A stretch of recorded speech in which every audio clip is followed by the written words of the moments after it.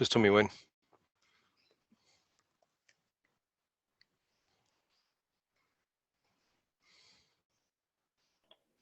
All right, Chris, you're right to start. All right, okay, all right. Hi everyone, my name's Chris. I'm the head teacher of maths at Blackson High School, and I was a senior marker looking after these questions for Standard 1 and Standard 2. Fortunately, I had the opportunity of looking after 1 and 2, the common parts, which was also common with advanced. So I'll just talk about how Standard 1 and Standard 2 went in that common question, and I'm sure the advanced markers will talk about how the advanced students went. So with question 24 and 29, what came out in the wash in terms of both cohorts, generally they both made the same errors. They also got relatively the same marks, but obviously the Standard 1 caliber was a little bit lower in terms of the way they interpreted it. So I'll talk about the general sort of issues with both, and also how both groups went as a general sort of sharing. So with the first part, they had to draw a graph of 10K. Onto the model. Now, what happened was a lot of students obviously were able to identify the equation itself firstly, and then were able to model it. But what they made were some very common errors with both Standard 1 and Standard 2. So as we go through this, that is the suggested solution on the sample answer. The positive thing were the vast majority of kids were able to produce a line that would have stretched through 1,000 on the vertical and 50 on the horizontal axis, but not all of them produced the equation to pass through both points. But if we extended their lines or their series of dots, they would have still produced the straight linear function representative of 10K. Those students that did not draw a straight line, they were not disadvantaged, and they could actually still achieve the marks based upon relevant points being plotted. But what we did notice is a lot of the kids in both Standard 1 and Standard 2 did not use a ruler at all. Now, students that were not using a ruler, they weren't being disadvantaged as such, but the ones that chose not to use a ruler made their lines or their graphs go not through 1,050. So obviously they weren't producing the correct equation or the correct graph, but they were still able to get the marks even without using a ruler. It's not the first time that I marked a question where it was drawing a graph in Standard 2 or in the old general course, but the better students were able to use a ruler to produce the line and were able to achieve the marks in a much better way, even though I didn't say actually to draw with a ruler. If they didn't, they needed to actually identify later in the curve or later in the question the difference between 10K and 10B. So obviously in part A, the kids should have actually gone through and identified very clearly and labelled 10K onto the curve to allow them to get marks into the second part and also the third part. What both students in Standard 1 and Standard 2 would actually have to take out of this is that we do suggest that they do use a ruler when drawing any sort of linear relationship, and then also to plot a series of points to allow them to draw the curve over the top, and also to give a clear indication as to whether the curves are going to go through the correct intercepts. What we did see is a lot of students were actually using the points 1100 and 55 as the most extreme values to draw their curve, not taking any indication as to what the curves were being represented as in terms of the equation. Overall, Standard 1 and Standard 2 generally were making the same errors, which were not drawing the straight line, not going through the correct intercepts, and obviously using just some other sort of straight line that they were trying to draw. So there wasn't a major difference between the responses that we were seeing in 1 and 2. They were pretty much making the same errors, but then also a lot of kids were still able to get the mark for that first part. For part B, however, this is when they had to draw a line or otherwise onto the graph above. So what we were finding was the students weren't drawing a line, and if they were actually making some very fundamental errors in terms of what equate or what graph that they were actually drawing. So they had to come up with the answer of 29 minutes.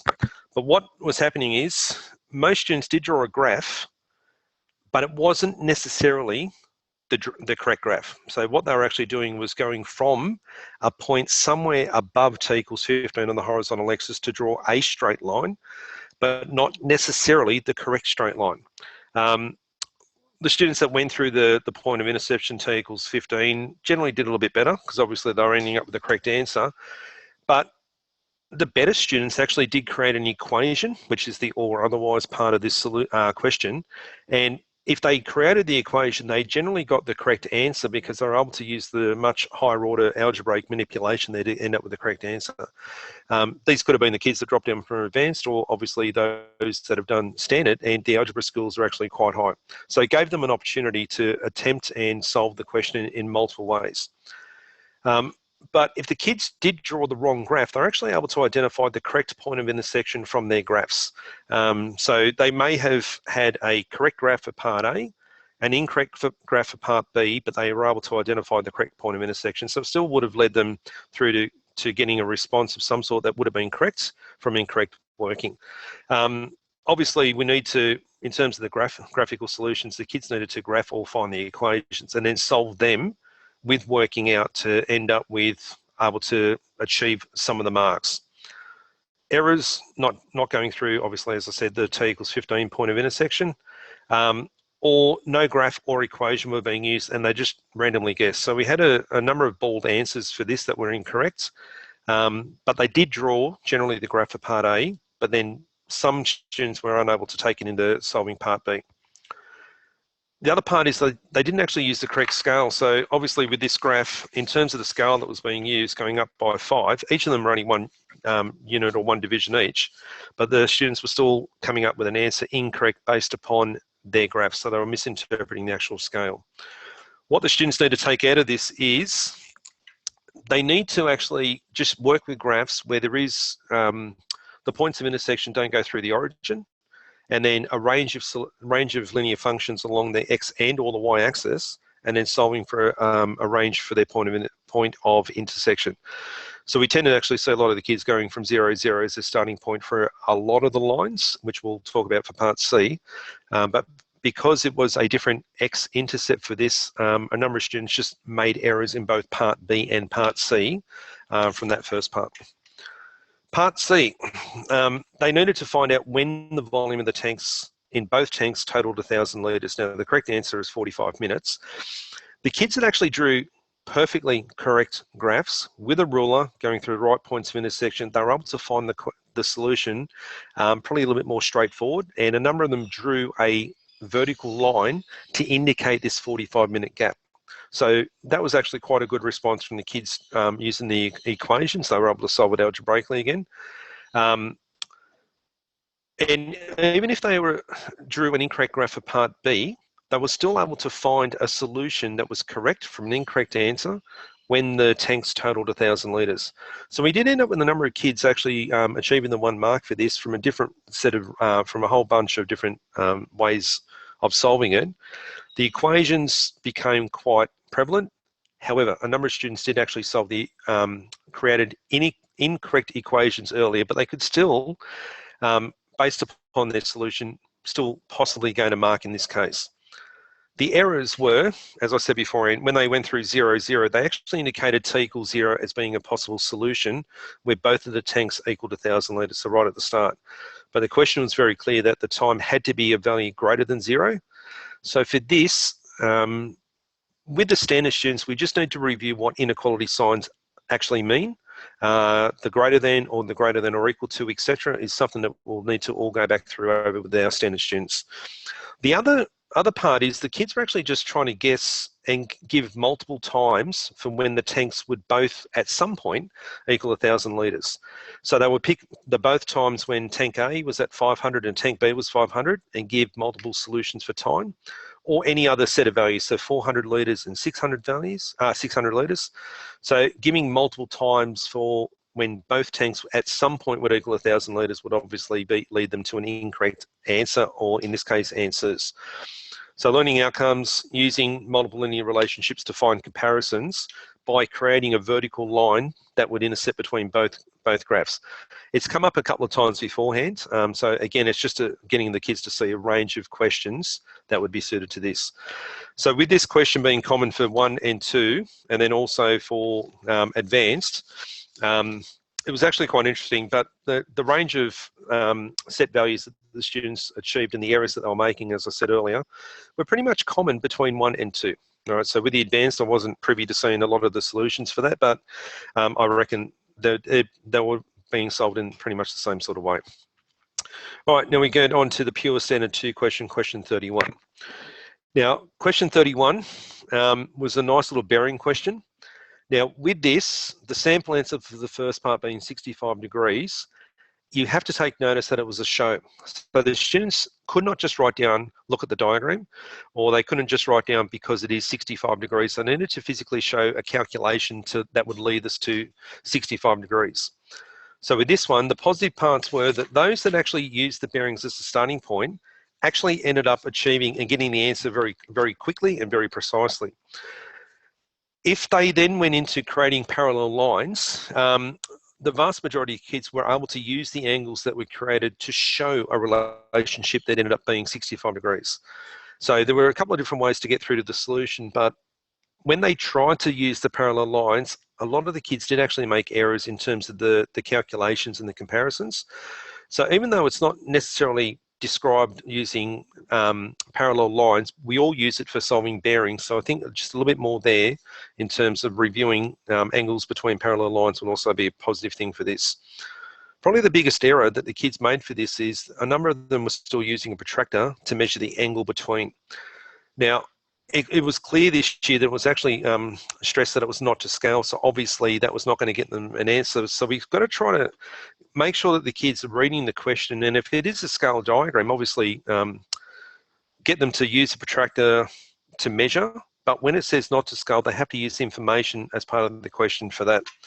So a couple of things that the kids need for us to develop with the kids: develop a better understanding of how bearings and the angles between are related, and then also what needs to be provided to solve a show question. There have been a lot more show questions showing up in Standard 2, and I'm sure that it's going to continue. So they can't just give an answer, they need to show mathematically how they're actually going to end up with the correct answer.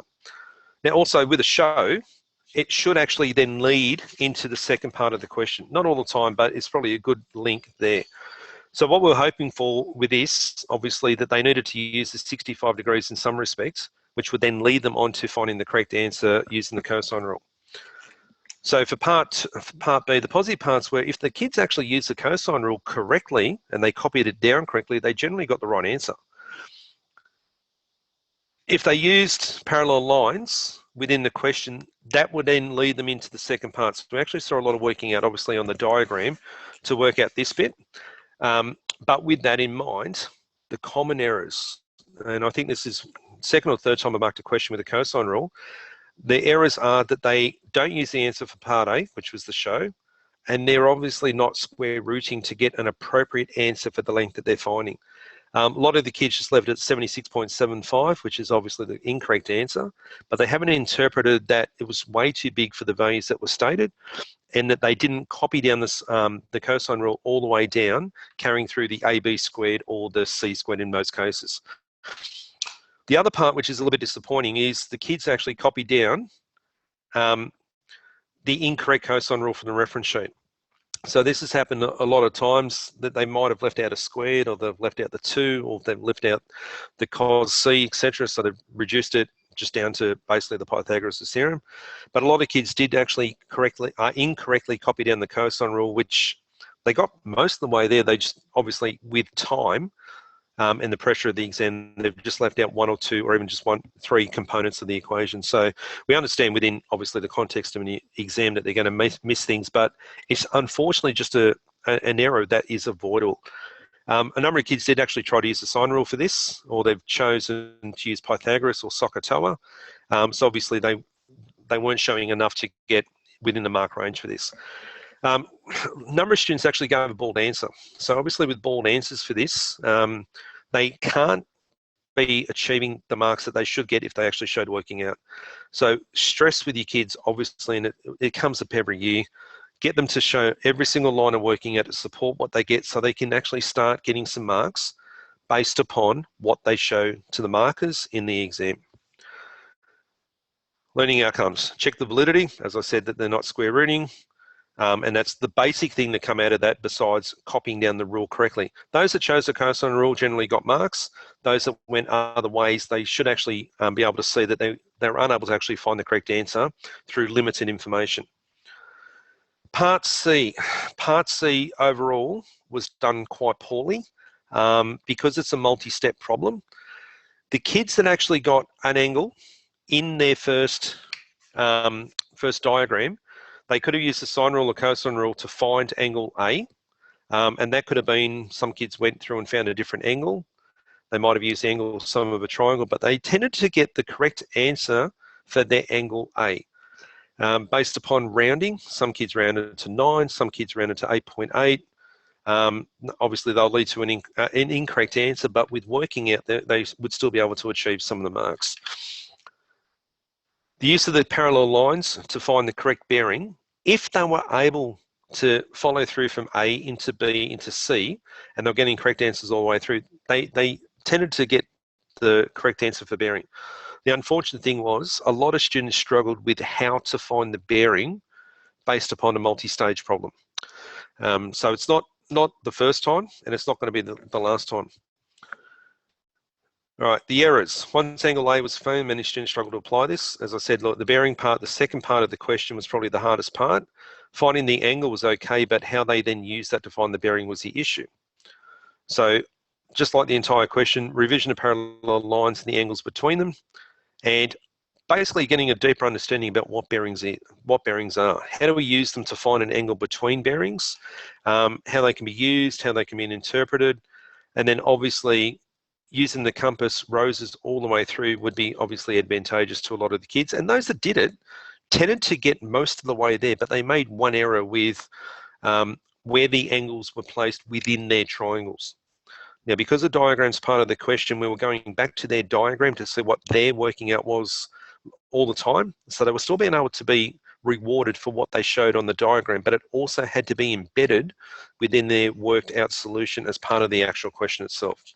So again, stress, the kids have to show the working out and carry it through all the way. All right, question 32. This was a fun one.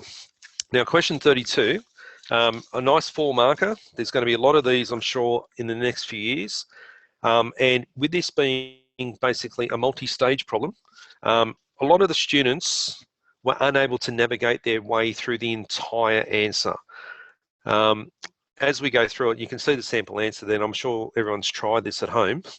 The common errors as we go through with this, identification of the shape.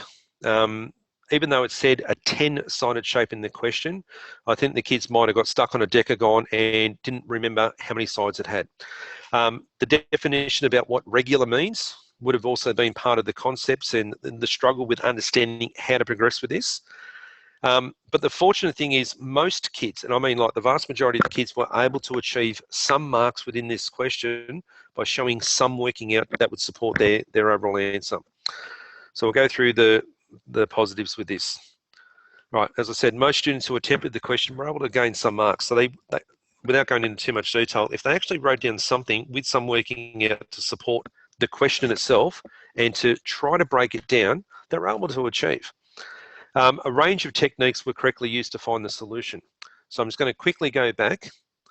Now within the diagram itself, with this triangle over here, we noticed a lot of kids using either the sine rule, they might have used the cosine rule, and yeah, using the cosine rule to find R was very difficult, led to a quadratic, but a number of the kids were using that. Some students were splitting the triangle up into 2 right-angle triangles and using that to find the area, and they were all applicable processes to find the area. The problem was not enough kids were getting down to enough information within the diagram to ultimately work out the area of 1 triangle and then working out the area of 10 triangles. So they unfortunately hit a lot of hurdles as they were going through the solution from start to finish. So students who gained the higher marks or gained full marks for this showed very detailed working. No matter which process that they went, rounding was easy to follow. The way that they progressed through it, the angles that they used, etc., were all fine. Not many students used radians for this, but I'm sure if the radians did pop up at times, they would have still been rewarded because it was still mathematical, especially if any kids did drop down from advanced to standard. The errors, not identifying the shape that's made up of 10 non-right angle triangles or 20 right angle triangles. Trying to find the area of sectors. Now, a number of kids, and I mean a number of kids, try to use the area of a sector to work out the area of that shape, and it's very clearly not a sector. And I think this would come from the fact that With the regular decagon, students not understanding what the regular decagon meant. But in terms of the diagram there, the diagram was there to hopefully identify what that language meant within the question. So those students that actually drew a triangle onto their page tended to understand that they were created triangles, or the kids were just picking out a formula on the sheet that they knew that worked for something similar to it. They also chose the incorrect trig relationship. So depending upon how they found, whether they used the sine rule or the cosine rule, they might have got those modelled up. And then also how to use those values to work out the area of their triangle that they clearly indicated led them down the wrong way to find the total area.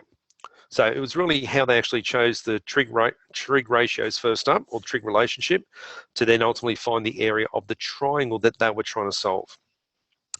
And then obviously finding the incorrect area of the triangle from the values. Learning outcomes for this. A lot of kids tried to show something, but with the information that they were providing through to the markers, it wasn't clear and evident what they meant.